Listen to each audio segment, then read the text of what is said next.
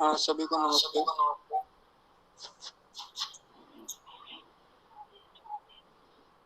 Hello. जी बोलिए, जो बोलना है बताइए। हाँ, मेरा एक प्रश्न था जी। कि जो ईश्वर है वो तो सर्वव्यापक है, तो हर जड़ पदार्थ में भी वो है। तो ईश्वर फिर क्या कहते हैं, हर उसमें तत्व में भी है। मेरी वॉइस इको आ रही है, शायद आप अपना माइक बंद कर लें एक बार। हाँ, तो ईश्वर जो है वो सभी जड़ पदार्थों में भी है। तो उस जड़ पदार्थ में वो कितनी मात्रा में, अगर वो क्या कहते हैं 100% हर जड़ पदार्थ में है, तो फिर वो क्या कहते हैं उस जड़ पदार्थ का क्या अस्तित्व रह जाएगा? फिर तो ईश्वर ही जड़ हो जाएगा। इसमें मेरे को थोड़ा समझना था।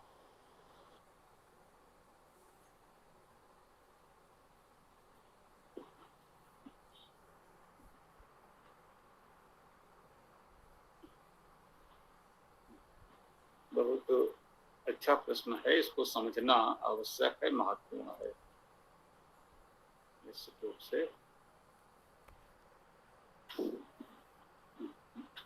इसको आप इस प्रकार समझने का प्रयास करें।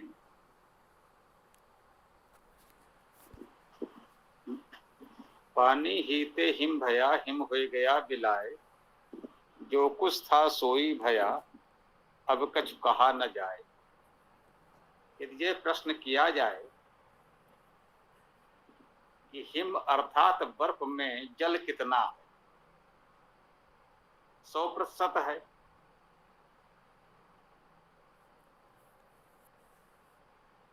ना। जो भी हिमशैल, हिम बर्फ हम देखते हैं किसी भी मात्रा में, घर में छोटी मात्रा में, हिमालय में इतनी मात्रा में, हिमशैल या जिसे आइसबर्ग कहते हैं, उसी समुद्री जल से आइसबर्ग बनता है। ध्रुव प्रदेशों में धीरे धीरे खिसकते हुए नीचे भूमध्य रेखा की ओर आता है, पिघल कर पुनः जल हो जाता है। तो उस हिम में जल 100% है। यदि आप जल को चेतन और उस हिम को जड़ कहना चाहें तो कह लें। रूप अलग अलग हैं, इसमें भी कोई संदेह नहीं है, कुछ अंतर है ये भी ठीक है, परंतु मूलतः एक है, ये सही है। नीचे जल था, ऊपर हिम था, एक तरल था एक सघन, एक तत्व की ही प्रधानता, कहो उसे जड़ या चेतन। ये शंकर प्रसाद ने कामायनी का प्रारंभ ही यहीं से किया है। जल प्रलय है तो सब और जल ही जल है, और ऊपर हिमालय में हिम ही हिम है। कहते हैं दोनों तत्व तो एक ही है, एक तत्व की ही प्रधानता, कहो उसे जड़ या चेतन। जल तरल है और हिम सघन है, मूलतः एक ही तत्व है। अब आप उसे जड़ कहें या चेतन कहें, अपने आप को समझने समझाने के लिए, लोक व्यवहार के लिए उसको हमने नाम दे दिया, कुछ अलग रूप में कह दिया। ये ठोस है, ये द्रव है, ये तरल है, ये है। तो मूलतः एक तत्व है। इस बात को हम अगर समझ लेंगे तो इस प्रश्न का उत्तर समझ में आ सकता है। ओ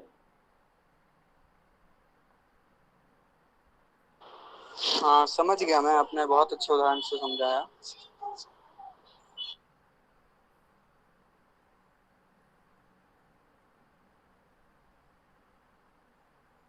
जी महेश जी बताइए, क्या कहना चाहते हैं।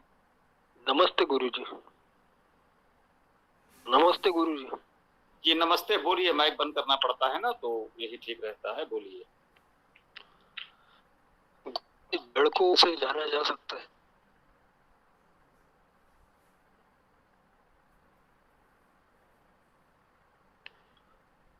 गुरुजी, ईश्वर को जानने के लिए जड़ को कैसे जाना जा सकता है?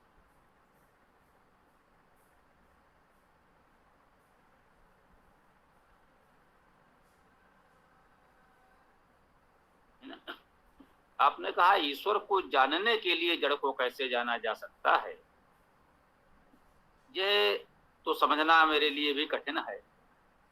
जड़ को जाना जा सकता है, चेतन को जाना जा सकता है, ईश्वर को जाना जा सकता है, परंतु ईश्वर को जानने के लिए जड़ को जाना जा सकता है, ये बात थोड़ी अटपटी है, ये मेरी समझ से परे है। ईश्वर को जानने के लिए जड़ को नहीं जानना है। आप जड़ को भी जाने, चेतन को भी जाने और ईश्वर को भी जाने, ये सब कुछ संभव है। और अंततः हम ये जान जाएंगे कि जो भी जड़ चेतन ठोस द्रव ऊर्जा जो कुछ भी है सब कुछ वो वही एक सत्ता, ये भी हम जान जाएंगे। तो इन सब को जानते हुए जाएंगे, न कि ईश्वर को जानने के लिए जड़ को जानना है, ये हम कहना चाहते हैं। यदि आप हमारी बात समझ पाए हों तो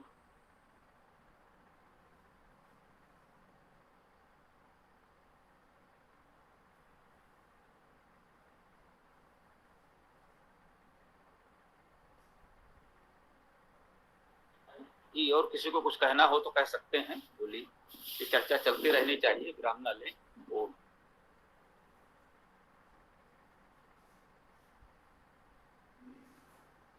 जी गुरुदेव, उपासना कैसे करनी चाहिए, मतलब ईश्वर की उपासना कैसे करनी चाहिए?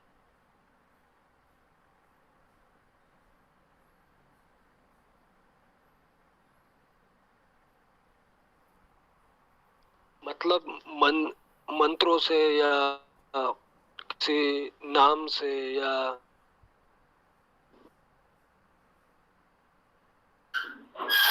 क्योंकि बहुत सारे करने के लिए तो यही समझें कि सबसे पहले आप वेद का स्वाध्याय करें, ठीक है।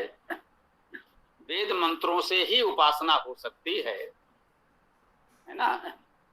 ईश्वर की उपासना वेद मंत्रों से ही होगी और कोई इसका उचित विकल्प नहीं। अब जिनको वेद सुलभ नहीं है, जिनका वेद से परिचय ही नहीं है, वे किसी न किसी प्रकार कुछ तो करेंगे ही। और ऐसा भी संभव है कि अन्य मार्ग से उन्हें बहुत कुछ सफलता भी मिल जाए। हम ये नहीं कहते कि ये असंभव है, बिना वेद के कोई सफल नहीं होगा, परंतु वेद का मार्ग हमारे लिए सहज सुलभ है, तो वो राजमार्ग है, सीधा सरल है, सर्वोत्तम है, और उसमें निश्चित है कि हम लक्ष्य तक पहुंचेंगे। और शेष में भटकाव बहुत है। कोई बिरला, कोई बुद्ध, कोई कबीर पहुंच भी सकता है। सामान्य लोगों के लिए वेद मार्ग से भटक कर लक्ष्य को पाना बहुत कठिन प्रतीत होता है, ऐसा हमारा अनुभव है, हमारा अपना मत है।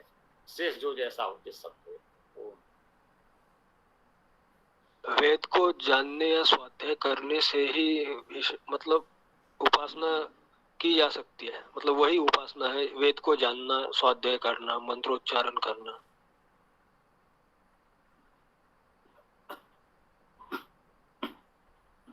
जी हाँ, बहुत हद तक ये बात ठीक है जो कहें कि हम सब लोग जो जुड़े हैं, क्योंकि सब कुछ सापेक्ष होता है, निरपेक्ष कुछ नहीं होता। सापेक्षता का सिद्धांत सार्वभौम है, सब कुछ सापेक्ष होता है, निरपेक्ष कुछ नहीं होता, ये बिल्कुल सत्य है। तो यदि हम इस सापेक्ष में बात करें तो जो लोग हम लोग जुड़े हुए हैं, यदि हम सब लोगों को ध्यान में रखकर ये बात कहें तो ये बात पूर्णतः सत्य है कि फिलहाल तो यही माने कि वेद पाठ, वेद स्वाध्याय ही उपासना है। ये करते हुए अब यदि हम बिल्कुल कह सकते हैं परम सत्य की ओर जाना चाहें तो कह सकते हैं अभी हम जहां हैं, प्रारंभ तो हमें यहीं से करना है कि आप नियमित रूप से वेद पाठ, वेद स्वाध्याय करना प्रारंभ कर दें। इसके आगे क्या होना है, जब आप वेद का स्वाध्याय करेंगे तो वो मार्ग, दिशा, दर्शन वहां से स्वयं मिलता जाएगा। और आगे क्या करना है वो कोई आपसे कहेगा नहीं, ना आपको सोचना है, यूं कहें कि वो स्वतः होता जाएगा और अंत में आप उसे प्राप्त कर लेंगे। अभी कुछ ही समय पूर्व, इसी सप्ताह कह लें, इस पर चर्चा हुई थी सायंकालीन कक्षा में कि उपासना क्या है, कर्मकांड क्या है, और उस पर एक अलग से वो अंश निकाल करके भी हमारे साथियों ने एक वीडियो बनाकर अलग से डाल दिया। तो मुझे लगता है कि वो YouTube चैनल पर भी होगा, और नहीं होगा तो मान लीजिए मैं इस समय कह रहा हूं तो आज हो जाएगा, है ना। वैसे तो कर दिया होगा, नहीं किया होगा तो गौरव जी अभी कुछ देर बाद कर देंगे। वो वीडियो आपको हमारे YouTube चैनल पर मिल जाएगा। शायद कोमल बेटे ने बनाया था, तो बहुत अच्छा कार्य कर रही है, बहुत बहुत शुभकामनाएं, बधाई।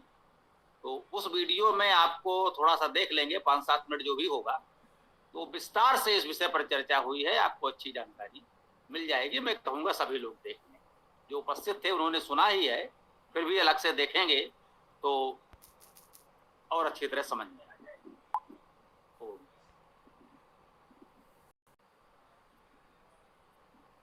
जी, और जी गुरुदेव, बहुत बहुत धन्यवाद।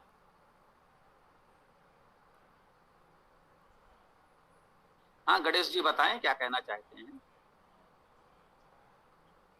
नमस्ते गुरुदेव जी बोलिए। एक वेदायन विद्यार्थी की दिनचर्या किस प्रकार होनी चाहिए?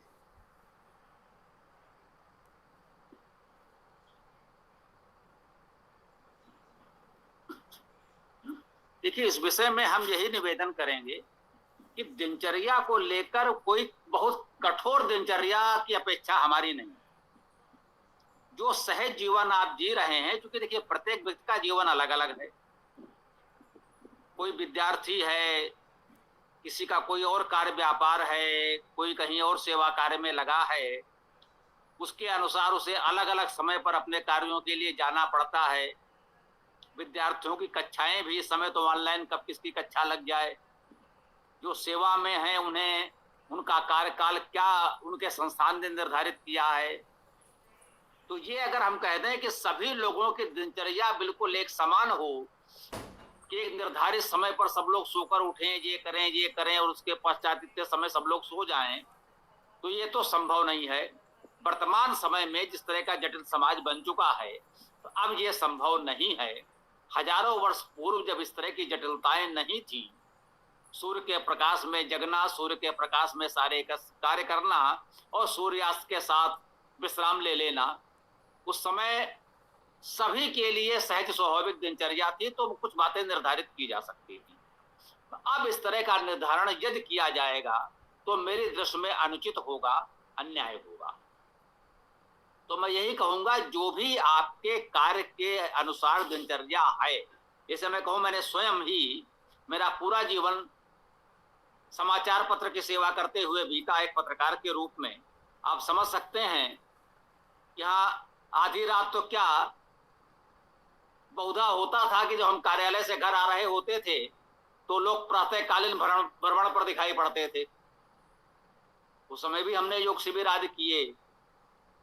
तो कह सकते हैं फिर कैसे संभव है। अभी भी बहुत से क्षेत्रों में हैं हमारे और भी साथी इस कार्य में लगे होंगे, अन्य कार्यों में लगे होंगे। तो दिनचर्या को बहुत कठोरता से पालन करने की बात ना करें। जो भी आपकी दिनचर्या है, जब भी आपको समय हो, मैं इतना ही कहूंगा कि प्रयास करें प्रतिदिन जितना संभव हो कुछ समय निकालें वेद पाठ, वेद स्वाध्याय के लिए, और सहज भाव से एक सामान्य जीवन जो आप जी सकते हो जिए। अनुचित कार्यों से बचें, यथासंभव सत्य बोलें, सत्य का पालन करें, किसी को धोखा न दें, किसी का अहित ना करें, और एक सहज सात्विक जीवन जीने का प्रयास करें। मेरा इतना ही निवेदन है, इतना पर्याप्त है मेरे विचार से वर्तमान समय में। ओम। और किसी को कुछ कहना हो तो बताएं।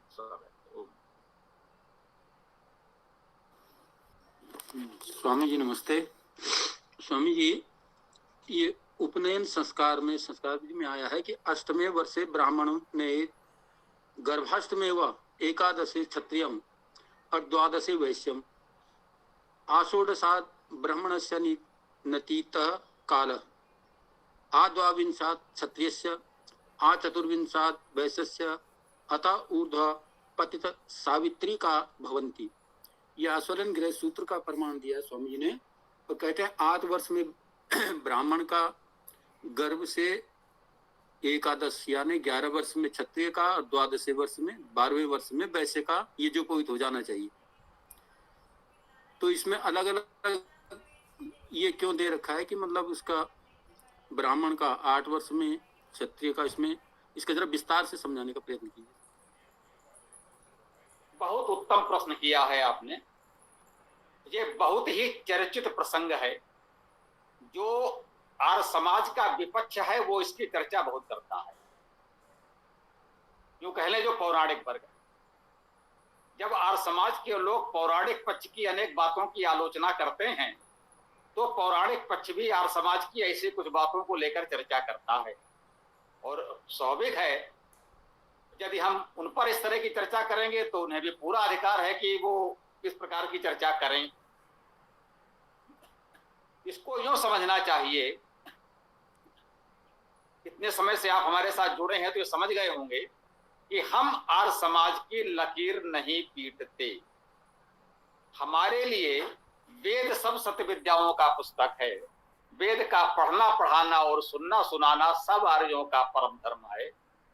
बस हमारा परम धर्म यही है कि वेद ही स्वतः प्रमाण है और अन्य सभी ग्रंथ परता प्रमाण हैं, वे चाहे जो कोई भी ग्रंथ हो। वेद के अतिरिक्त जितने भी ग्रंथ हैं वो हमारे लिए प्रमाण नहीं है जब तक वो वेद के अनुकूल न हो। आपने जितने श्लोक पढ़ दिए, कहां से पढ़े मैं ये नहीं पूछूंगा, मैं केवल इतना कहूंगा कि वेद में ऐसा कुछ नहीं है, इसलिए ये हमारे लिए अस्वीकार्य है, हमारे लिए ये बिल्कुल भी प्रमाण नहीं है। हम इन बातों को बिल्कुल नहीं मानते। कितने वर्ष में इसका उपनयन करें, इतने वर्ष में उसका उपनयन करें, तो ये सब निश्चित रूप से पूरी तरह पाखंड है। ये पाखंडियों द्वारा फैलाया गया आडंबर है। इन सब पाखंडों से, आडंबरों से, रूढ़ियों से हमें मुक्त होना है। हमें केवल और केवल वेद के दिखाए मार्ग पर चलना है। वेद ने इस तरह का कोई भेदभाव, कोई पाखंड, कोई आडंबर हमको नहीं सिखाया है। मुझे केवल इतना कहना है, पूर्णता स्पष्ट, व्यक्ति निरपेक्ष, वेद ही प्रमाण है, व्यक्ति नहीं। वेद वाक्यम प्रमाणम चलेगा, बाबा वाक्यम प्रमाणम नहीं। वह बाबा चाहे कोई भी क्यों ना हो, किसी ने व्यास जी के नाम से लिख दिया हो, किसी ने वाल्मीकि जी के नाम से लिख दिया हो, किसी ने शंकराचार्य जी के नाम से लिख दिया हो, या किसी ने दयानंद जी के नाम से छाप दिया हो, हमें इससे कोई तात्पर्य नहीं। हमारा केवल इतना कहना है कि वेद में हो तो दिखाओ, अन्यथा हम नहीं मानते। ओ बहुत सुंदर स्वामी जी। लेकिन उपनयन संस्कार तो होना ही है ना, ये किस समय होना चाहिए लगभग? देखिए, उपनयन का क्या अर्थ है? उप अर्थात समीप, नयन का अर्थ है ले जाना, ने धातु का अर्थ है ले जाना, जिससे नयन शब्द बना। समीप ले जाना। एक बच्चे को गुरु, एक अध्यापक के समीप ले जाते थे। जैसे इस समय आप बच्चे का विद्यालय में प्रवेश कराते हैं, भाई बच्चा अब इतना बड़ा हो गया है, हमारी समझ से, जो भी हमारे समाज की वर्तमान में व्यवस्था है कि भाई अब इस बच्चे का प्रवेश करा दिया जाए शिशु कक्षा में, विद्यालय में आप प्रवेश करा देते हैं। उसी के लिए प्राचीन भाषा में एक शब्द का प्रयोग किया गया है, उपनयन, अर्थात समीप ले जाना। जैसे इस समय हम कहते हैं विद्यालय में प्रवेश करा देना। तो जब आपको लगे कि बच्चा इस योग्य हो गया है, सामान्यतः 5 वर्ष की आयु वर्तमान में मानी जा रही है। सैकड़ों हजारों वर्ष पूर्व किस महापुरुष ने किस ग्रंथ में क्या लिखा है उस विवाद में नहीं पढ़ना, क्योंकि वेद में नहीं लिखा। सामान्यतः इस समय माना जा रहा है कि 5 वर्ष के बच्चे का प्रवेश कराया जा सकता है। जब आपका बच्चा 5 वर्ष का लगभग हो जाए और आपको लगे कि हाँ भाई ये उचित है, तो लगभग 5 वर्ष के बालक को ले जाकर विद्यालय में प्रवेश करा दीजिए। इसी को उपनयन कहते हैं मेरी समझ से। और वेद में किसी उपनयन संस्कार कर्मकांड का कोई उल्लेख नहीं है। इसका इतना ही आशय है कि जब बच्चा इस योग्य हो जाए कि विद्यालय जाकर पढ़ सके, तो उसे ले जाकर विद्यालय में प्रवेश दिला दीजिए। यही उपनयन है। और इसे चाहे उपनयन संस्कार कहें, अति उत्तम, स्वागत है, कोई समस्या नहीं है। ओ बताइए। धन्यवाद स्वामी जी। वेद पढ़ने के लिए मतलब वे चारों वेद कितने वर्षों में पढ़ा जा सकता है?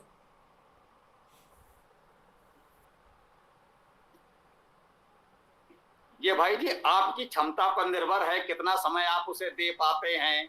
सारे कार्य करते हुए पढ़ना है या सारे कार्य छोड़कर आपको केवल वेद ही पढ़ना है, तो कितने समय में उसका स्वाध्याय किया जा सकता है, ये कहना तो कठिन है।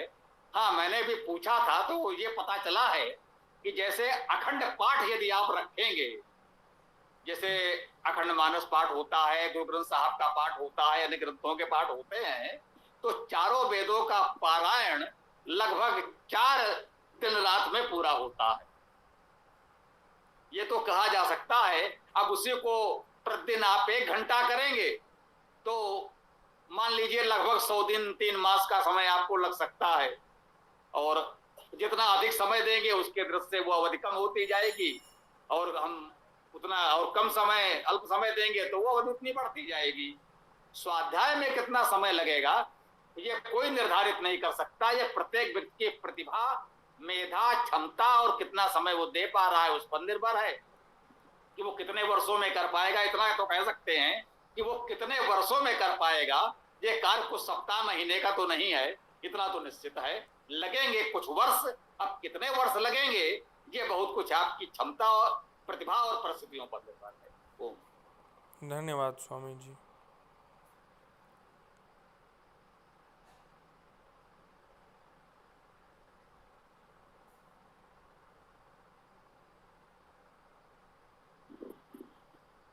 और किसी का कोई प्रश्न हो खुलकर बात करें। साप्ताहिक कक्षा इसीलिए है, उन्मुक्त सत्र है, खुलकर बोलें। जैसे अभी उपनयन की बात आई थी, यदि किसी को भी लगता है भी वो संतुष्ट नहीं है, कुछ कहना चाहे तो कहें, हम चर्चा से भागते नहीं। यहाँ पर ये नहीं होता कि भाई आस्था है और ये हमारा धर्म है, इसको तर्क मत करो। हम लोगों ने तर्क करना ही सीखा है। हमारे गुरु ने, महाराज दयानंद ने हमको हर बात पर तर्क करना ही सिखाया है, इसलिए हम उनकी बात पर भी तर्क करते हैं। हम बात तर्क और प्रमाणों पर करेंगे। निश्चित होकर बोलिए महेश जी, स्वागत है। ओम। जी गुरुदेव, पुनर्जन्म के बारे में वेद क्या कहते हैं और आप क्या कहते हैं?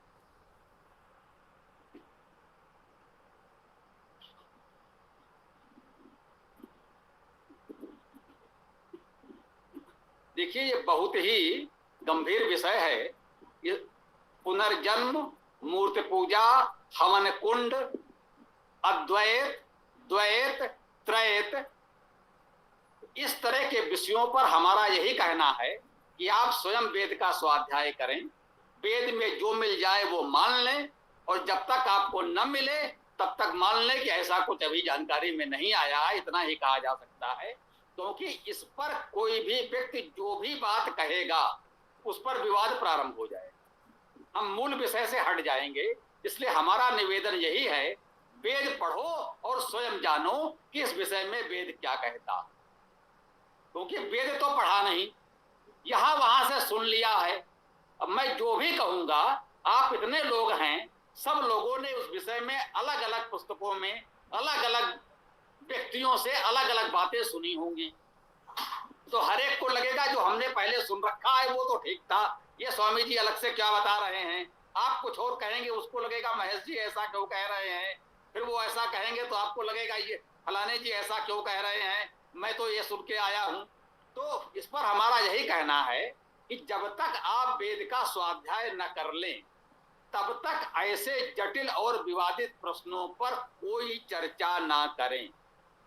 मूर्ति पूजा, हवन कुंड, द्वैत, अद्वैत, त्रैत, पुनर्जन्म, कर्मफल, ये बातें आप तभी कर सकते हैं जब पहले वेद का स्वाध्याय ठीक से कर लें, और जिसने वेद का स्वाध्याय गंभीरता से किया हो उससे मैं व्यक्तिगत रूप से इस पर चर्चा कर सकता हूं। हम ऐसे लोगों के बीच इस पर चर्चा नहीं कर सकते जिनमें बहुत से ऐसे हों जिन्होंने अभी वेद का स्वाध्याय ठीक से प्रारंभ भी नहीं किया है, पूर्ण करना तो बहुत दूर की बात। तो इसके लिए हमारा यही मत है, इसको इससे अधिक चर्चा करना हम यहाँ उचित नहीं समझते। ओम।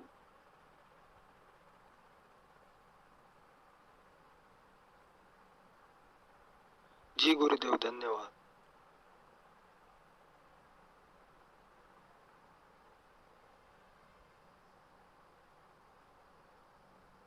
हाँ, और कोई प्रश्न, कोई विषय हो तो चर्चा कर सकते हैं। सुखदेव जी बोलिए।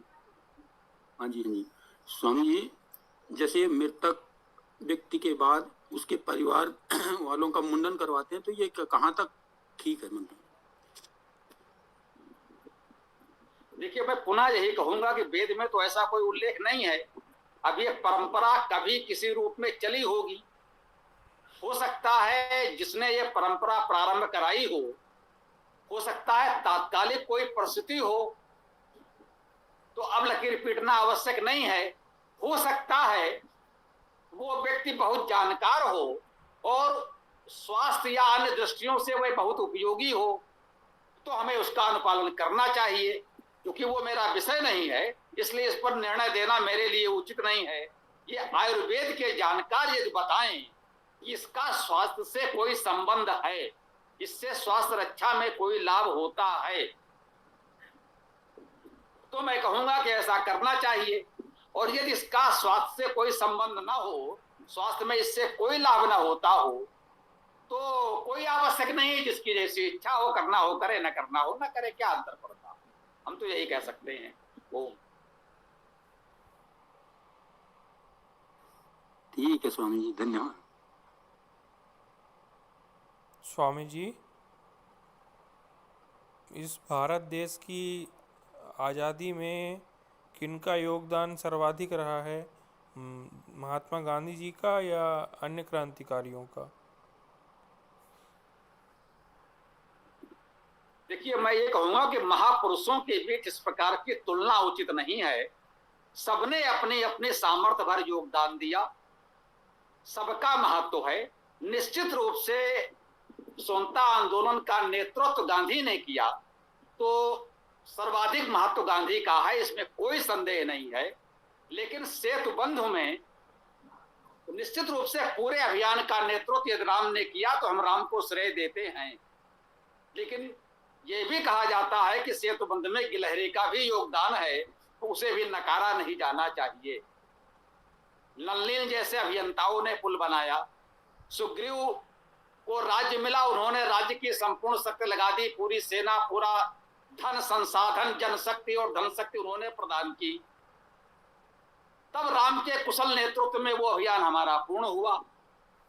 तो नेतृत्व गांधी ने किया, सर्वाधिक महत्व गांधी का है, ये बिल्कुल सत्य है। लेकिन ये मानना चाहिए कि जितना जिससे बन पड़ा, अपने सामर्थ्य पर करोड़ों लोगों ने योगदान दिया है, बहुतों ने बलिदान दिया है। गांधी के अहिंसावादी सत्याग्रही भी गोलियों लाठियों से मारे गए हैं। लाला लाजपत राय अहिंसक आंदोलन करते हुए बलिदान हुए हैं। अनेक लोग अहिंसक आंदोलन करते हुए बलिदान हुए। अनेक लोग हिंसक क्रांति के रास्ते पर चले और उन्होंने भी बलिदान दिया। सुभाष चंद्र बोस ने बिल्कुल एक सेना तैयार करके युद्ध किया, भले ही वो विजयी नहीं हुए, लेकिन उन्होंने युद्ध प्रारंभ किया और गांधी जी से ही कहा कि हमें राष्ट्रपिता का आशीर्वाद चाहिए, स्वतंत्रता का संग्राम प्रारंभ हो चुका है। तो गांधी जी ने कहा, इस तरीके से यदि आपको सफलता मिलती है तो पहली बधाई मेरी ओर से। तो सब लोगों ने मिलकर कार्य किया। ये भी कह सकते हैं कि नेहरू, बिरला, बजाज जैसे लोगों ने धन का सहयोग दिया, जैसे राणा प्रताप के साथ भामाशाह ने सहयोग दिया। गांधी के साथ नेहरू, बिरला, बजाज जैसे लोगों का आर्थिक सहयोग भी था। इतनी बड़ी जनता का सहयोग था। सब लोगों ने अपने प्राणों के शरीर की आहुतियां दी, तब देश स्वतंत्र हुआ। सबका नेतृत्व गांधी ने किया, इसलिए गांधी का स्थान सर्वोच्च है। यह भी सत्य है। और यह भी सत्य है, जितने लोगों ने, लाखों करोड़ों लोगों ने उसके लिए कष्ट सहे हैं, अपना समय, श्रम, जीवन लगाया है, हम उन सबको नमन करते हैं। उनमें हिंसावादी भी हैं और अहिंसावादी भी हैं। ओम। बहुत बहुत धन्यवाद स्वामी जी।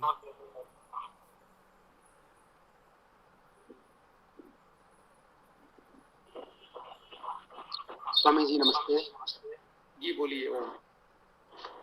स्वामी जी, एक उदाहरण आता है वेदों में, संभवतः प्रथम मंडल का सूत्र 162 का 7 से लेकर के 14 तक के जो ऋचाएं हैं उनमें, जिसमें घोड़े को काटने और उसका समर्पण करने या देवों को उसका भाग देने के बारे में है। तो उसको क्या आशय लिया उसके पीछे? जिसके पीछे घोड़ा और उसको जो अवयवों को काटने का और देवों को अर्पित करने का उसी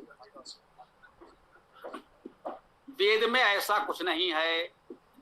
पशुबल देने, पशुओं की हत्या करने की बात, पशुओं को काट के अर्पण करने की बात वेद में कहीं नहीं है।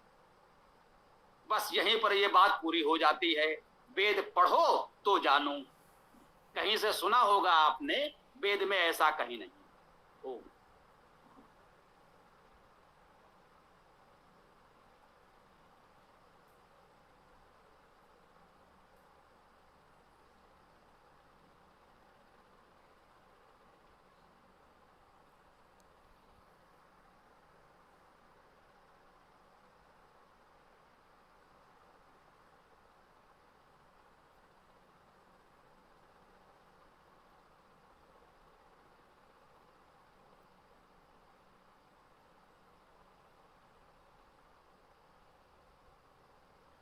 जी, आगे बताएं, चर्चा को आगे बढ़ाएं। हाँ, अभी तो पर्याप्त समय है, चर्चा चलती रहनी चाहिए। जो भी प्रश्न हो बोल लें।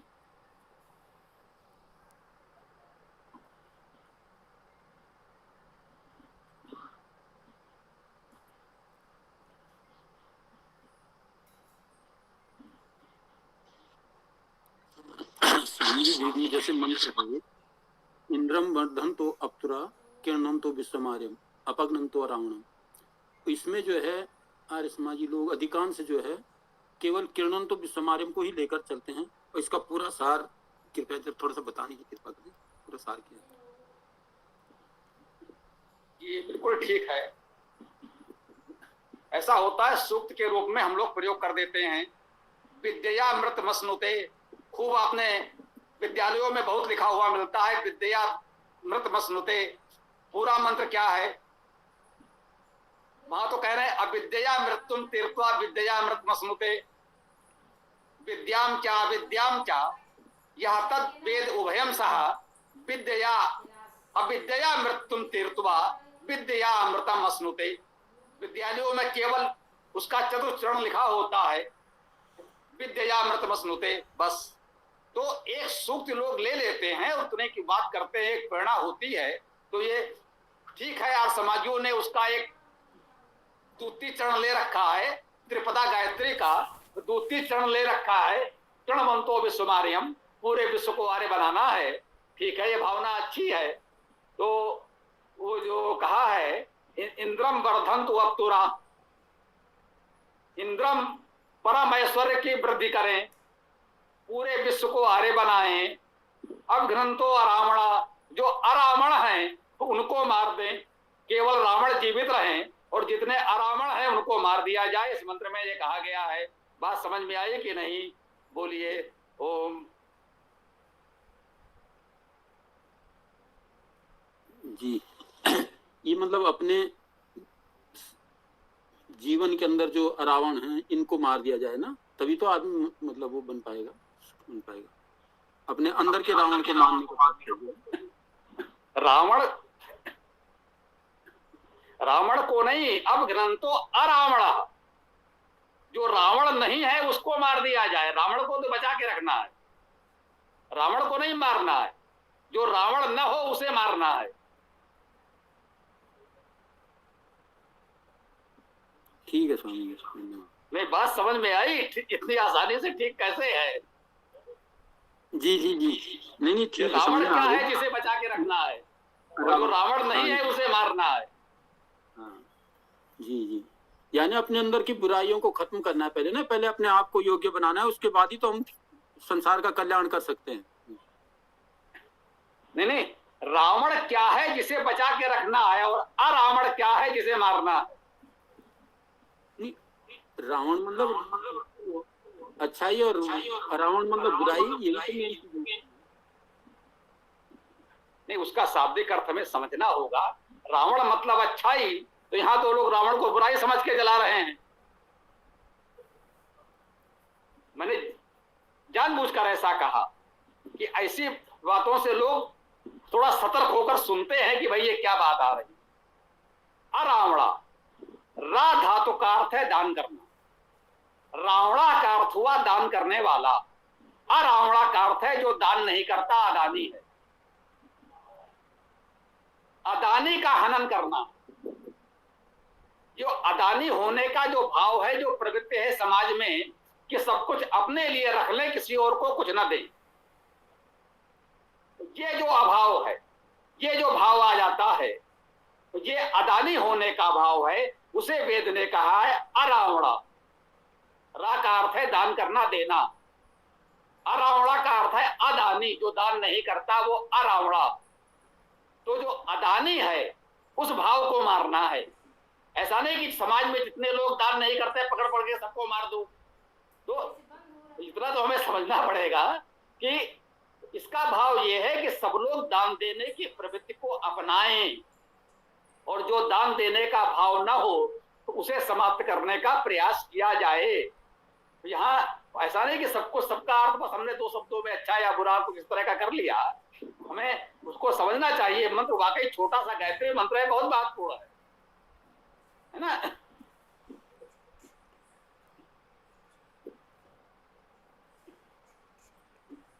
और वो तो ठीक है कि भाई यार समाजियों ने उसका एक चरण छोटा सा ले लिया, चरणवंतो विस्मारियम, ठीक है, उसको एक उद्घोष जैसा ग्रहण कर लिया है, उसमें कोई आपत्ति भी नहीं है यदि उसको सही अर्थों में लिया जाए कि भाई हमें सबको आर्य बनाना है, सबको प्रगतिशील बनाना है, रूढ़ियों अंधविश्वासों से सबको बाहर निकालना है, तो ये अच्छी बात है।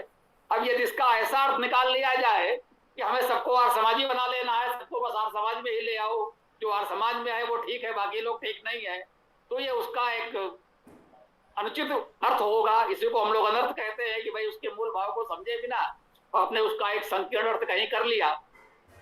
तो इस बात को समझना आवश्यक था। अरावणा का अर्थ है अदानी, जो दान नहीं देता वो अरावणा। रावणा का अर्थ दानी, जो रावण है वो भी दानी है, कहता दानी हूं वरदानी।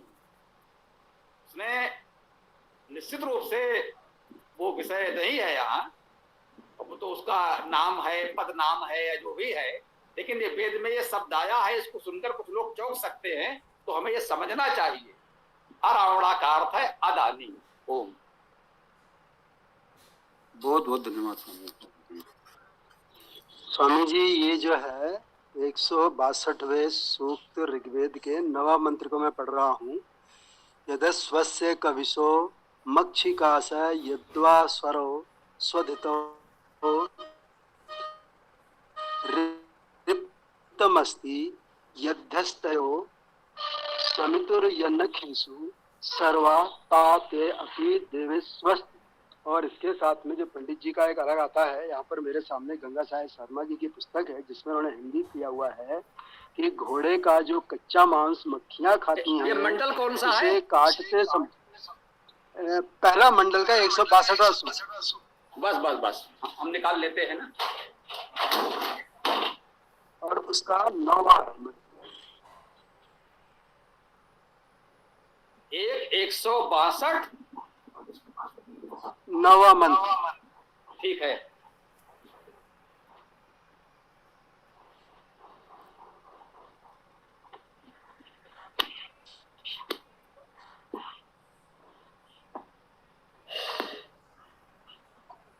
एक 162 का 9वां मंत्र।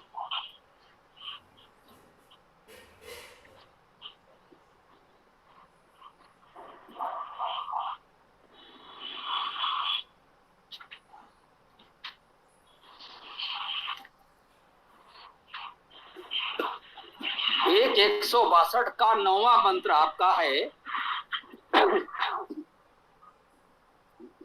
यद अस्वस्य कविशो मच्छकाक्ष यद्वा स्वरो स्वदितो रिक्तमस्ति यद्वस्तयो समितुर यन्नखेषु सर्वा ताते अपि देवेष्वस्तु। अपि वस्तु, हाँ अपि देवेषु अस्तु। इसको जो है सागर भाषा के ऊपर करने वाले गंगा साहेब शर्मा, हाँ हाँ,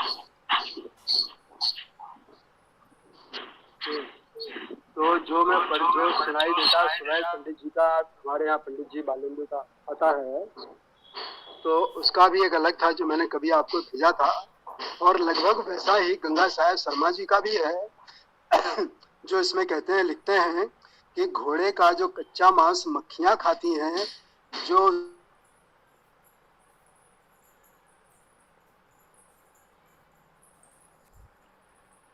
उसे काटते समय छुरी में लग जाता है अथवा काटने वाले के हाथों में नाखून में लगा रह जाता है, वह वो ऐसा इसमें लिखा हुआ है स्वामी जी। देखिए, ये तो बात वही हो गई ना, जो समझिए इस समय भाष्य की दो प्रणालियां चल रही हैं, अर्थात यूं कहें भाष्यकार दो ही हैं, से सब उनके अनुयायी हैं, लकीर पीटने वाले। एक परंपरा उबट सायण महीधर की है और दूसरी परंपरा दयानंद और उनके अनुयायियों की है। तो अब सायण की परंपरा को मानने वाले लोग, जो सायण ने किया है, उन्होंने संस्कृत में भाष्य किया है, उनके समय में ये भाषा तो थी नहीं, भाई लोगों ने उसका वर्तमान लोक भाषाओं में, मतलब सायण ने जो संस्कृत में अर्थ किया है उसका लोगों ने लोक भाषाओं में अनुवाद किया है। वेद मंत्र उन्होंने पढ़ा ही नहीं। अधिकांश अनुवाद जो आपको इस तरह के मिलते हैं वो ऐसे, तो स्वाभाविक है उसमें किसी का नाम लेने की आवश्यकता ही नहीं है, क्योंकि सायण भाष्य में ऐसा था इसलिए उन्होंने ऐसा लिख दिया है। अब वेद में है या नहीं है उससे कोई मतलब नहीं, क्योंकि वेद तो उन्होंने पढ़ा ही नहीं, उन्होंने केवल सायण का किया हुआ भाष्य पढ़ा और उसको अपने शब्दों में लिख दिया है, तो उसका कोई अर्थ नहीं रह जाता है। यदि कोई आकर हमें चैलेंज, चुनौती करे, चुनौती दे कि भाई इसका अर्थ क्या होगा, उन्होंने ये अर्थ किया है, उन्होंने ये अर्थ किया है, कोई ये कहे कि नहीं साहब ये वाला अर्थ ठीक नहीं है, ये जो घोड़े को काटने वाला अर्थ है वो ठीक है, तो हम यही कहेंगे भैया हमारे तरीके से एक एक शब्द का धातु लिखो और उसका अर्थ लिख करके हमको दे दो। अगर इतना साहस आपके पास है तो आप करके दे दो, फिर आपका जो अर्थ निकलेगा वो हम स्वीकार कर लेंगे। हम तो चलिए, हम बिल्कुल मानते हैं कि हम दयानंद को ही नहीं ढोएंगे, हम बिल्कुल तैयार हैं। आवश्यक नहीं है जो दयानंद ने लिखा है वही हम माने, बिल्कुल नहीं, हम आपकी बात मानेंगे। आप जो उस अर्थ करने की प्रणाली है, आप प्रत्येक शब्द को बताइए कि शब्द में उपसर्ग धातु क्या है, उस धातु का अर्थ क्या है, उसके अनुसार इस शब्द का क्या अर्थ हुआ। आप इस मंत्र के सभी शब्दों का अर्थ इस प्रकार से करके हमको दे दीजिए, और अगर यदि उस मंत्र का अर्थ ऐसा निकलेगा घोड़े को काटने वाला, तो मैं बिल्कुल सर झुका के स्वीकार कर लूंगा। मैं तो कहता हूँ अपने लिए, कम से कम हर समाजी माने या ना माने मैं तो मान लूंगा, लेकिन पहले इस तरह से अर्थ करके दीजिए तब मानूंगा। मनमाना आप जो कह देंगे तो नहीं मानूंगा, क्योंकि हम जो थोड़ा बहुत वेद को समझ पाए हैं, मुझे नहीं लगता है कि वेद में कहीं ऐसी कोई बात कही गई है। ओम।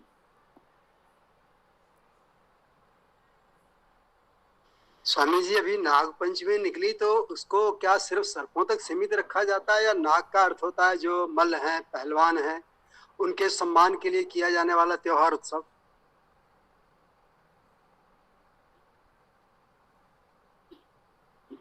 देखिए, मूल रूप से तो ये जाने कि नाग क्या है।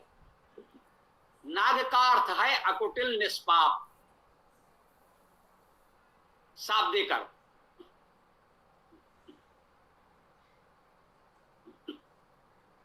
ठीक है, एक तो ये अर्थ हुआ।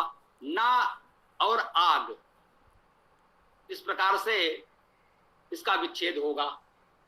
और ऐतिहासिक काल में नाग एक जाति या एक समुदाय रहा है, ऐसा कह लें। ये वीर योद्धा होते थे, कह सकते हैं क्षत्रियों की एक शाखा है, ऐसा कह सकते हैं। इतिहास में इनका बहुत गरिमामय वर्णन मिलता है। इनका बसाया हुआ नागपुर महाराष्ट्र में इस समय पड़ता है, जो विदर्भ देश की राजधानी कही गई है। विदर्भ प्रदेश रहा है प्राचीन गौरवमयी। विदर्भ का केंद्र ये नागपुर है, अर्थात नागों की राजधानी वहां थी। कश्मीर में भी शेष नाग है, वह भी इन्हीं नागों का क्षेत्र रहा है। उत्तर प्रदेश में बरेली में अहिच्छत्र है, यह भी नागों का क्षेत्र रहा है। नाग वंश का इतिहास, उनके साम्राज्य का वर्णन ऐतिहासिक काल में भी मिलता है, अर्थात कह सकते हैं राजपूत काल, उसके आसपास हर्षवर्धन आदि के आसपास भी बाकोटक नाग और जाने किन किन अनेक नाग वंशों का शासन देश के विभिन्न भागों में रहा है, इसका वर्णन मिलता है। तो ये नाग वीर योद्धाओं का एक समुदाय रहा है, क्षत्रियों की एक शाखा कह सकते हैं। अब किसी कारण से कोई उस ऐतिहासिक घटना कोई रही होगी जिसके लिए वो नाग पंचमी, जिसे हम कह सकते हैं, उस तिथि को नागों का कोई विजय दिवस कोई इस प्रकार का संभव है रहा होगा, तो वो अपना वार्षिक उत्सव मनाते रहे होंगे। धीरे धीरे जैसे आप देखते हैं समाज में कोई उत्सव कहीं से चलता है और धीरे धीरे पूरे समाज में फैल जाता है। गणेश उत्सव महाराष्ट्र से प्रारंभ हुआ, आज पूरे देश में वो चल रहा है। दुर्गा पूजा दुर्गाबाड़ी से प्रारंभ हुई, जो इस समय बांग्लादेश में है, पूरे भारत में मनाया जा रहा है। छठ पूजा बिहार का स्थानीय पर्व है, अब पूरे देश में मनाया जा रहा है। तो ऐसे ही नाग लोग अपने किसी विजय पर्व पर वो नाग पंचमी मनाते रहे होंगे और धीरे धीरे कह सकते हैं पूरे देश में हम आप सभी वो नाग पंचमी मना रहे हैं। और ये नाग पंचमी कब कैसे किसने प्रारंभ किया वो विस्मृत हो गया है इतिहास में, ऐसा मेरे विचार से समझा जाना चाहिए।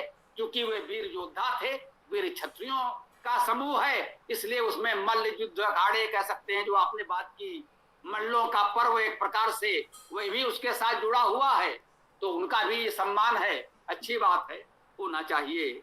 हमें जो थोड़ी सी जानकारी थी वो हमने रखने का प्रयास किया, शेष और लोग और अधिक जानकारी ला कर दे सकते हैं। ओम। धन्यवाद स्वामी जी। स्वामी जी, कुछ विद्वान कहते हैं कि इस संसार में दुख ही दुख है, क्या ये बात सत्य है?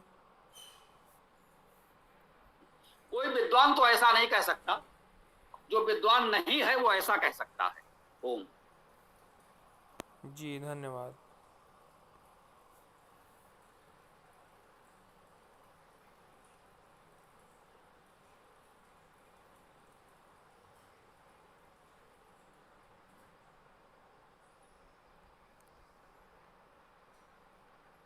जी बताएं और कुछ कहना हो। आपने कहा, मुझे एक पंक्ति ध्यान आई, कभी बहुत पहले पढ़ा होगा, जग में यदि नश्वर है तो केवल दुख ही है, सुख की नश्वरता का चिंतन कमजोरी। लिखने वाले ने तो ये भी लिखा, जग में कुछ नश्वर है तो केवल दुख ही है, सुख की नश्वरता का चिंतन कमजोरी है। क्योंकि हमारा मूल स्वरूप सच्चिदानंद का है, हम निरंतर मूल स्वरूप में तो आनंदमय हैं, दुख तो तात्कालिक आता जाता रहता है। संसार दुखमय नहीं है हमारे लिए, संसार आनंदमय है हमारे लिए। ओम। और किसी को जो कुछ कहना हो कहें, चर्चा आगे बढ़ाएं। धन्यवाद स्वामी जी। स्वामी जी, आपकी बात से मिलता जुलता मेरा भी मत रहा है। यद्यपि ईसा जी ने कभी मेरे सामने इस बात को रखा था, तो मेरा उत्तर ये था कि हमें संसार के अंदर रोने, गाने, चिल्लाने, उलाहना देनिया, इनके लिए नहीं जन्माया गया है। हमें संसार में जन्माया गया है कि हम ईश्वर की रची सुंदर सृष्टि को देखें, उल्लास मनाएं और इस सृष्टि को सुंदर बनाने के क्रम में अपना योगदान, भूमिका निभाएं।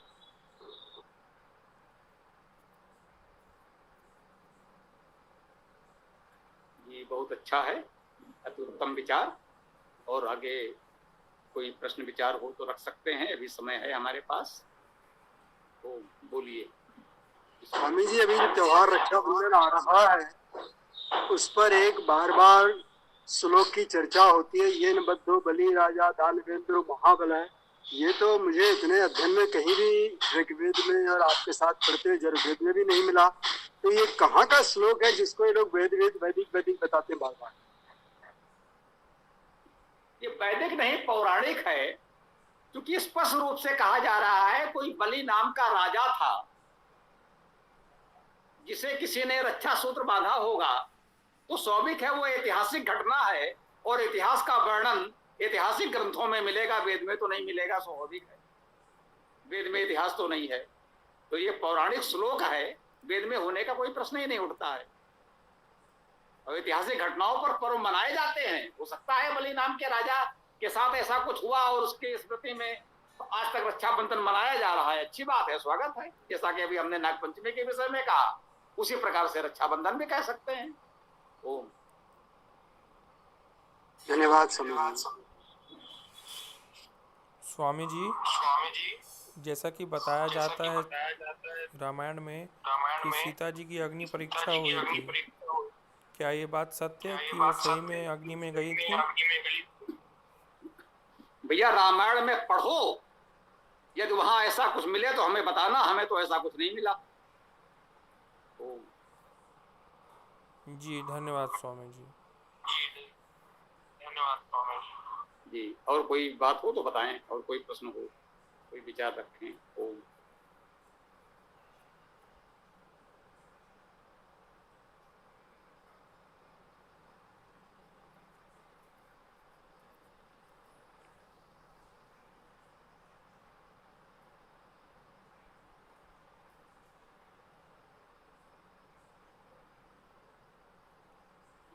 हाँ भाई बोलिए, कुछ चर्चा आगे बढ़ाएं।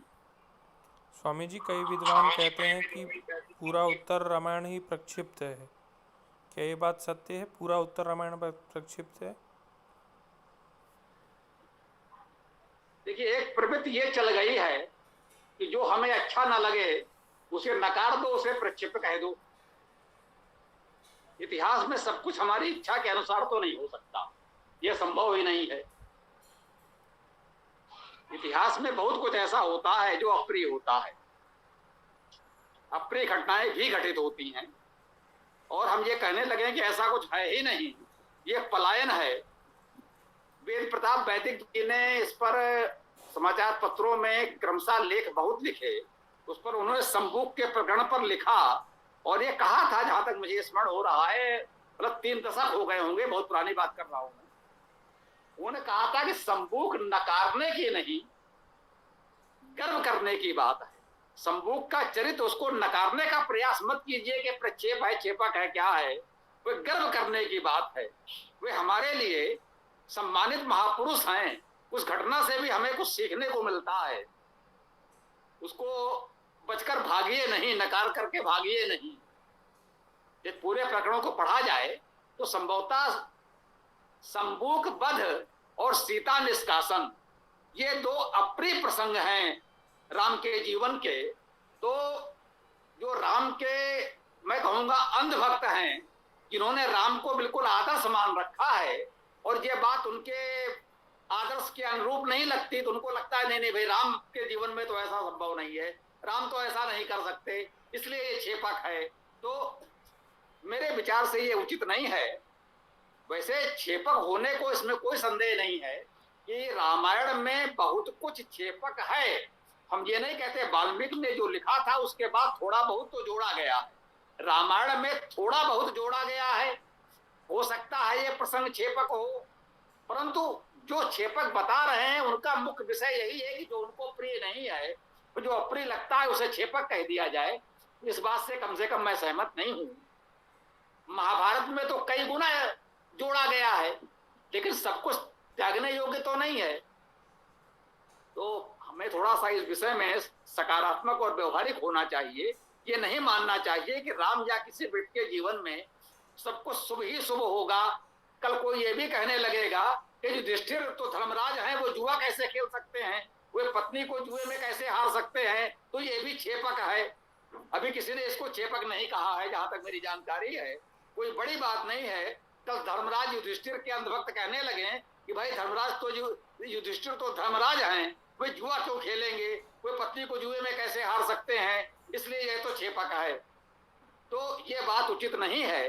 परिस्थितियां थी, ऐसी घटनाएं घटित हुई जो नहीं होनी चाहिए थी, ना होती तो अच्छा था, लेकिन वे हमारे इतिहास का अंग है तो है, उसे हम स्वीकार करेंगे। और उससे हमें यही सीख लेनी चाहिए कि हम अपने जीवन में ऐसे भूल न करें जिससे हमारे जीवन में ऐसे संकट आए जैसे उन महापुरुषों के जीवन में आए। ओम। धन्यवाद स्वामी जी।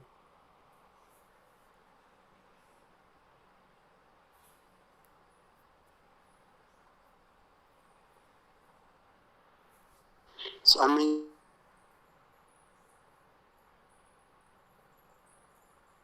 जी, आपके कथन पर मुझे याद आ गया अचानक कि ये एक जो है विरोधियों की अपने आप को बुद्धिमान और विद्वान सिद्ध करने की परंपरा चल पड़ी है कि जैसे उदाहरण के लिए कहीं कहा जाता है भाई कालिदास ने बहुत अच्छे ग्रंथों की रचना की, तो तुरंत बोलता अरे वो तो कचरा है, क्या ढेर लगा के रख दिया, पढ़ते पढ़ते आदमी का दिमाग खराब हो जाए, ये समझ नहीं आता सही क्या गलत क्या है।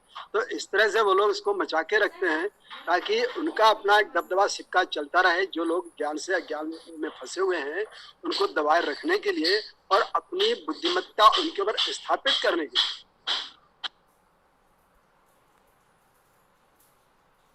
जी ठीक है, समाज में अलग अलग प्रवृत्तियां हैं और सब लोग अपने आप को ऊपर रखने के लिए इस प्रकार के उपाय करते रहते हैं। मना चिकित्सा शास्त्र में इसको कहा गया है अहम सुरक्षा तकनीक। प्रत्येक व्यक्ति अपने अहम की सुरक्षा के लिए ऐसे आवरण बुनता है जिससे वह अपने अहम की सुरक्षा कर सके, अपने अहम को ऊपर रख सके। आप विद्वान नहीं है, अरे बहुत बड़े विद्वान हो गए तो क्या हुआ, उन्होंने क्या कर लिया साहब, ये ऐसा हो गया वैसा हो गया, उनके जीवन में तो ऐसा हुआ वैसा हुआ, तो ऐसा विद्वान होने से क्या लाभ। क्योंकि वो स्वयं तो विद्वान हो नहीं सकते, तो विद्वान के जीवन की कुछ कठिनाइयां गिनाएंगे, कितना बड़ा विद्वान होने से क्या लाभ हुआ, उनके पास तो रहने खाने की अच्छी व्यवस्था नहीं है, उनको तो कोई ये नहीं है, क्या इतना विद्वान बन करके उनको क्या मिला। तो इस प्रकार के लोग बातें करते रहते हैं। गांधी जी बहुत महान थे, अरे भाई देखिए साहब गांधी जी ने तो यहाँ ऐसा ऐसा किया जो ठीक नहीं था। अब गांधी तो हो नहीं सकते, आप गांधी के चरणों की धूल भी नहीं हो सकते, तो कहीं ना कहीं गांधी की निंदा करके आप अपने अहम की सुरक्षा करते हैं। बात गांधी की नहीं, उदाहरण के रूप में समझे, वो किसी के लिए भी हो सकता है। उस संयोग से गांधी का नाम आ गया तो कृपया उसको गांधी या किसी और की तुलना में न लें। वो सभी के साथ है, वो दयानंद के लिए भी कहेंगे हैं, वो सुभाष चंद्र बोस के लिए भी कहेंगे, वो किसी के लिए भी कह सकते हैं। मतलब चूंकि स्वयं तो कुछ कर नहीं सकते, तो जिन्होंने बहुत कुछ किया है उनके दोष काल्पनिक ही सही खोज खोज करके बताएंगे, जिससे ये सिद्ध कर सके कि अरे साहब वो क्या थे, और अपने अहम की सुरक्षा के लिए इसको मनोशास्त्र मनोचिकित्सा में कहा जाता है अहम सुरक्षा तकनीक। ओ धन्यवाद स्वामी जी, आपने अच्छा नाम सुझाया। गुरुजी उस पर चर्चा हो गई क्या, जो मैंने ग्रुप में साझा किया था सायन जी वाला? तुम अभी भी आए हो क्या? नहीं, 20 मिनट के आसपास हो गए। अच्छा अच्छा, तो बोलना चाहिए था ना।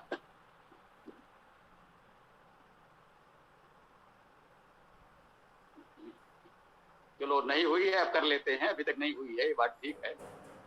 तो हरीश जी का विषय भी ठीक था, वो कुछ मैं कहने जा रहा था, शायद वो रह गया।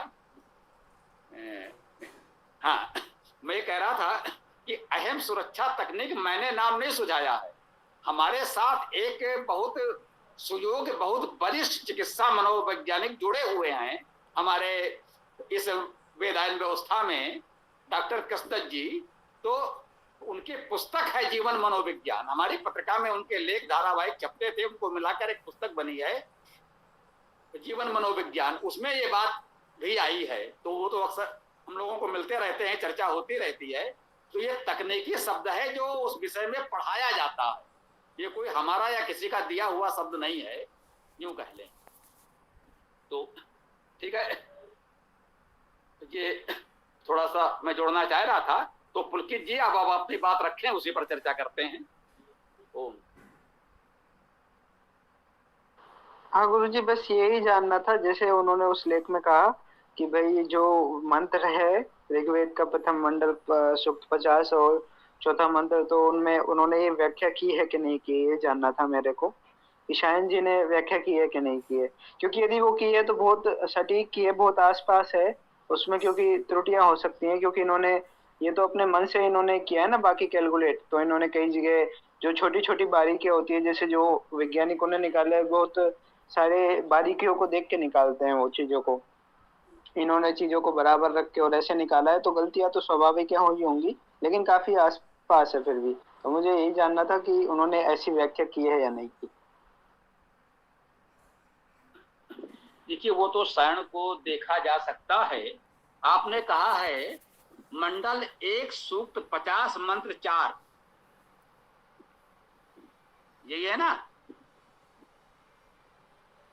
क्यों पुलकित? 1:50 जी 4? जी, हाँ हाँ गुरु जी, यही लिख रहा है इसमें तो 1:50 4। ये मंत्र है।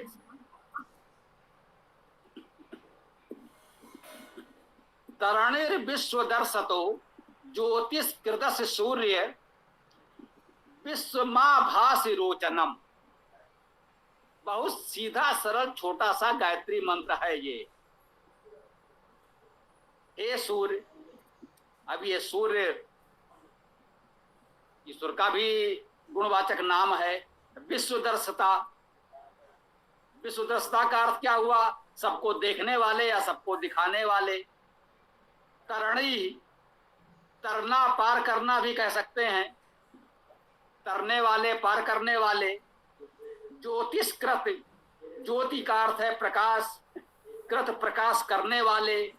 रोचनम, रुचिकारक, वैसे रुचि का अर्थ धातु में प्रकाश भी है, लेकिन चूंकि प्रकाश ज्योतिष्कृत में आ चुका है इसलिए यहाँ रोचनम में रुचिकारक अर्थ किया गया है।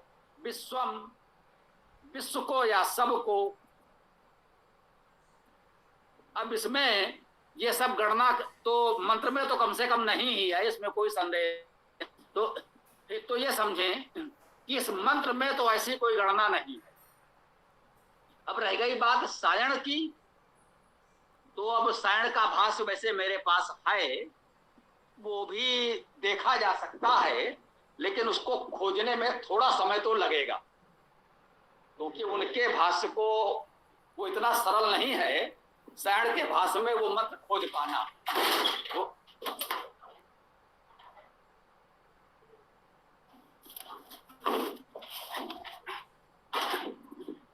क्योंकि सायण का भाष्य बहुत परंपरागत है, बहुत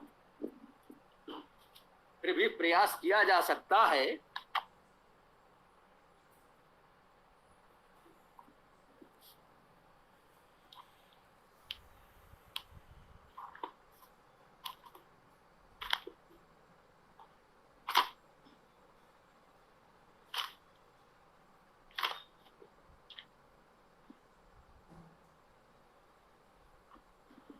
गौरव इधर आओ।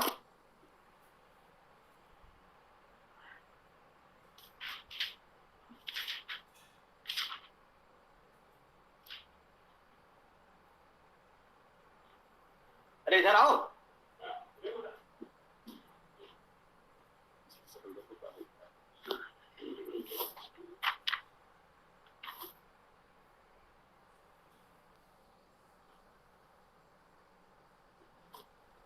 हाँ भाई जी, सायण भाष्य में ये मंत्र हमको मिल तो गया।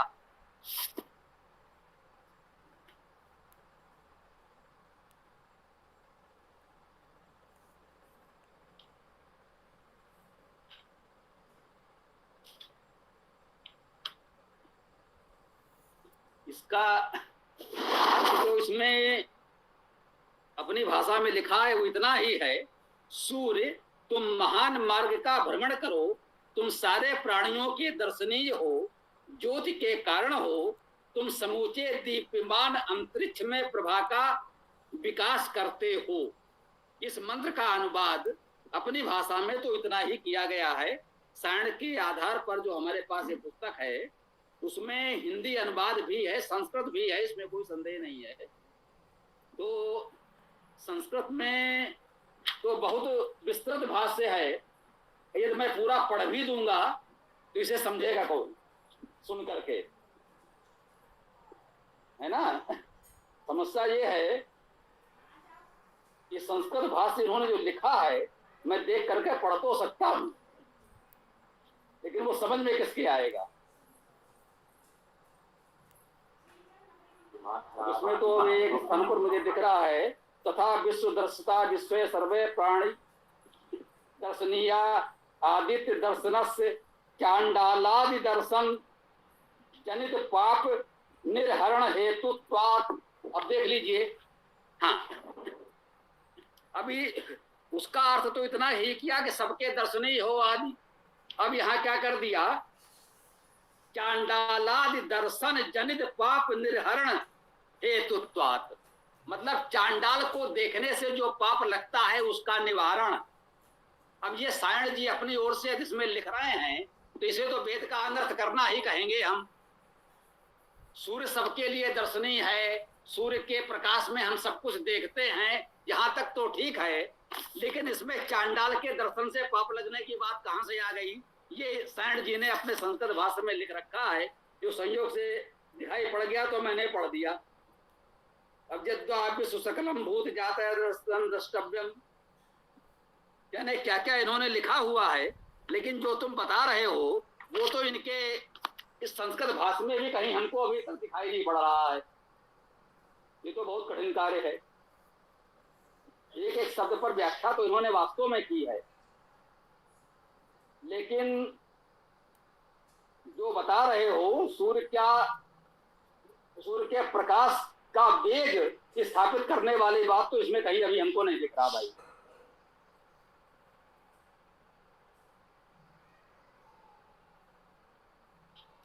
ठीक है भैया जी, मंत्र तो मिला, अर्थ भी मिला, और उसमें मंत्र में जो उन्होंने अनर्थ किया है वो भी मिला, लेकिन जो तुम खोजना चाहते हो वो फिलहाल तो हमें नहीं मिला। ओम।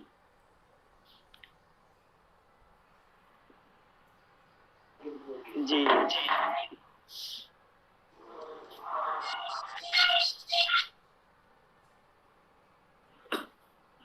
बेटा इसमें एक बात मैं अवश्य कहना चाहता हूं, जो उस पूरे लेख का मूल भाव था उसकी चर्चा कर लेनी चाहिए।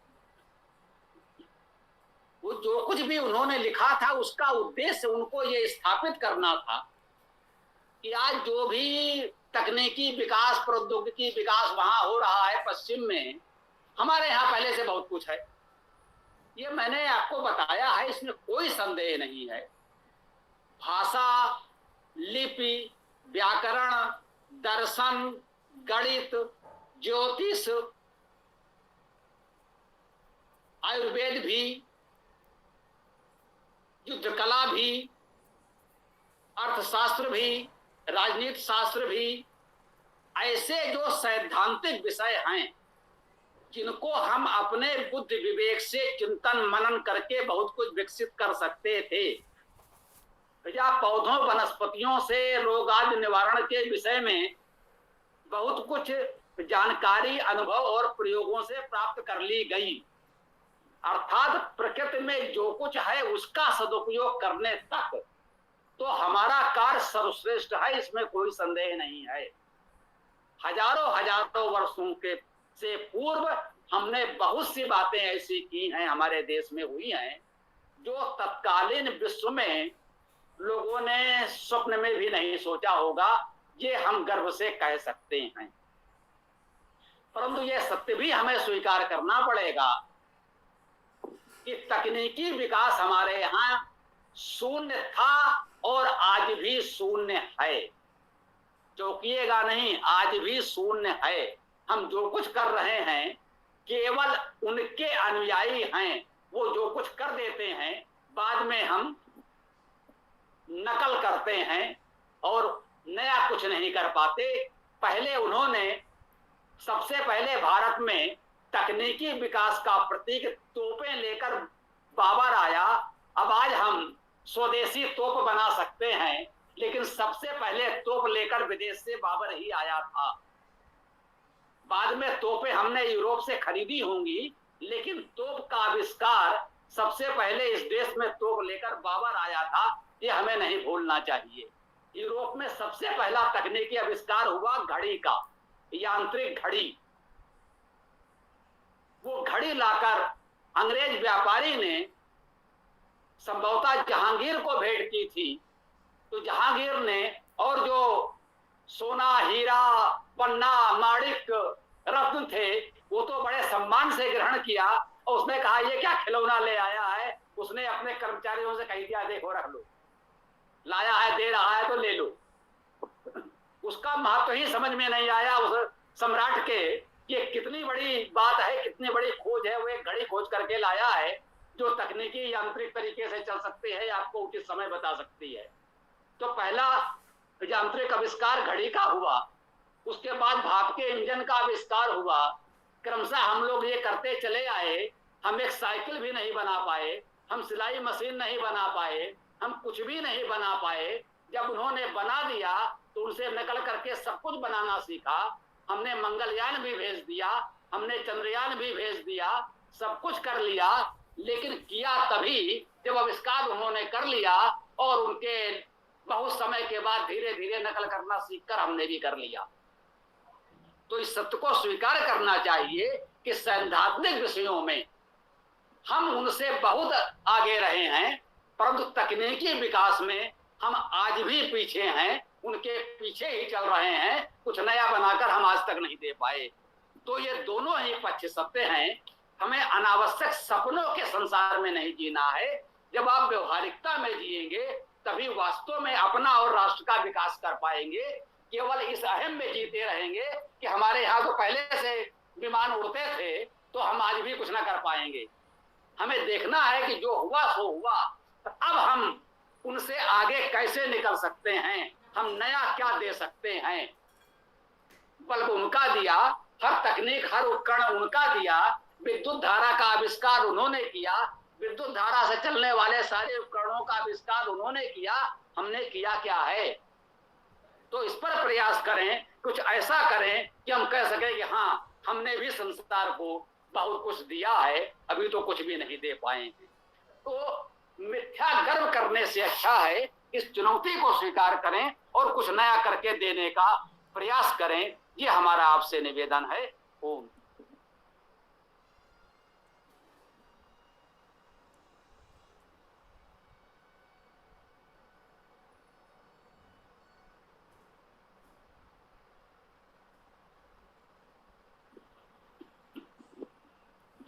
ये किसी को कुछ कहना हो तो बताएं, अन्यथा पुलकित जी आ गए हैं, समापन तो करेंगे ही।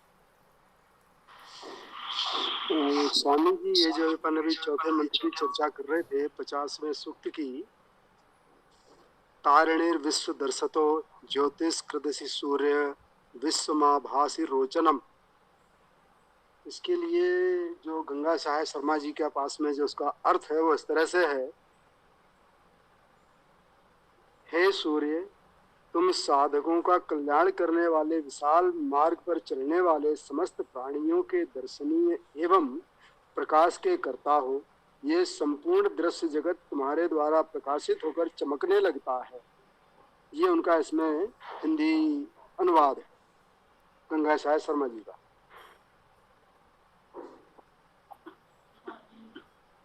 हाँ, तो उन्होंने सायण के अनुसार ये अनुवाद कर दिया है। श्री राम शर्मा ने भी यही किया है, बहुत से लोगों ने किया है और उन्होंने स्वीकार किया है। ये अच्छी बात है, उन्होंने स्वीकार किया है, वो सायण भाष्य के अनुसार ही अपना अर्थ कर रहे हैं। ये अच्छी बात है, उन्होंने स्वीकार किया है, उसका हम स्वागत करते हैं। जैसे हम सब लोग कर रहे हैं, हम भी गर्व से बात कहते हैं कि भाई मेरा जो भी प्रयास है, हम दयानंद के कार्य को आगे बढ़ा रहे हैं।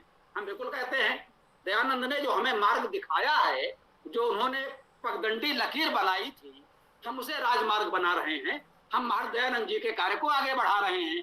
वैसे वो लोग शरण ने जो कुछ कर दिया है उसी को आज की सरल भाषा में प्रस्तुत कर रहे हैं। ये दो धाराएं हैं तो हैं। ओम। तो अब देख लीजिए, कुछ हो बात हो तो ठीक है, अन्यथा समापन करें। सीताराम जी, पुलकित जी ने इनको दायित्व दे दिया है। जी स्वामी जी। ओम यो असो आदित्य पुरुषः सो असो अहम्। ओम खम ब्रह्म, ओम खम ब्रह्म। नमस्ते सभी साथियों को। ओम यो असो आदित्य पुरुषः सो असो अहम्। ओम खम ब्रह्म, ओम खम ब्रह्म। सबको सादर नमस्ते।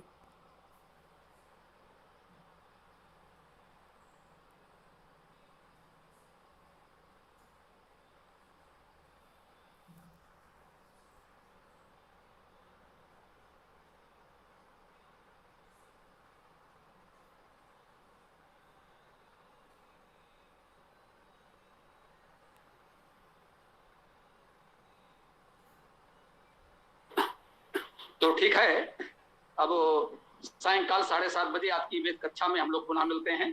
ओम स्वस्ति, ओम नमस्ते, ओम खम ब्रह्म, ओम खम ब्रह्म, ओम।